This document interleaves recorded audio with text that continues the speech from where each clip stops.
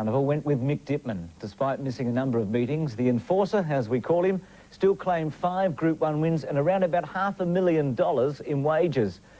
In anyone's language, that's a nice return. But the racing game also has its pitfalls for the tiny men of the turf. 6 months ago, former Brian Mayfield Smith #1, Malcolm Fitzgerald, was near death. Mick Dittman has every reason to smile. He's just earned almost $200,000 for about 3 minutes' work. But don't think he didn't earn it.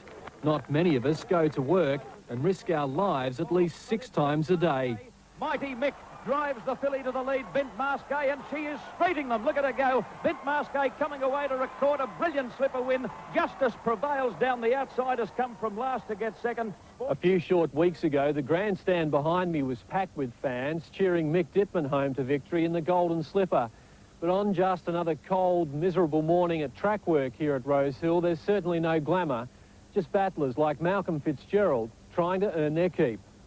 It was the hardest thing I've ever had to go through, thinking that I may never ride again, and when it paralysed the left side of my face, it sort of left me in limbo, and I learnt one thing out of it: your health's your wealth, you know. But I'm lucky I can ride again, and, you know, so, like I said, my life's fulfilled now. Most jockeys will have a mishap at some stage of their careers. Not many, though, will contract encephalitis, a brain disease that doctors can do little about. Some say the only thing that saved Malcolm Fitzgerald was his courage.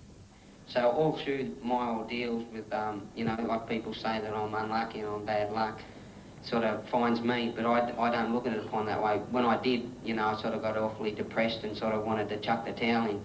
But I look upon it as there's a child out there of 6 years of age that's dying of cancer. Well, I'm lucky and I'm alive. I can ride again.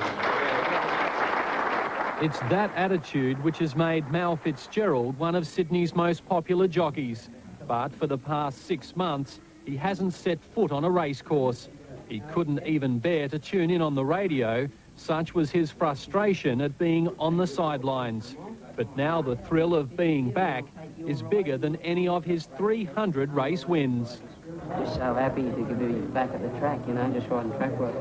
You know, I'm 56, I've been going, I went to Weight Watchers yesterday, started at Weight Watchers, so just lose a kilo each week. At a recent benefit night, a sellout crowd of almost 300 people came to hear the Mal Fitzgerald story. Dad threw me on a horse when I was sort of 5 years of age. I was taught to ride bareback before I ever saw a saddle, so it sort of taught me balance. And at first I wanted to sort of do something good, so I wanted to be in the mounted police, but I would there was a height restriction there, and I knew I wouldn't get that high, so it was always going to be a jockey.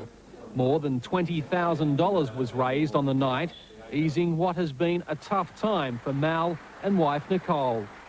Well, mate, we had our ups and downs, and we got through it. At times I didn't think we were going to make it through it, you know. But we did, you know. It's just an asset in our book that we're still together, you know. Love's very strong, and, you know, I love my wife dearly and she loves me, and that's what pulled us through. The gloom of Rose Hill on a chilly morning of track work is where Malcolm is writing the next chapter of his life. A return to race riding is about a month away, and the determination to succeed is building once again. You know, I know I can do it. You know, I've proven that I can do it. I was always sort of in the top 10 in Sydney, and I'll get back there. It'll take it time. People have got to sort of think, oh, has he lost it? They'll think that because they always think the worst, but I'll prove them wrong. John Casey's story on Mal Fitzgerald's comeback.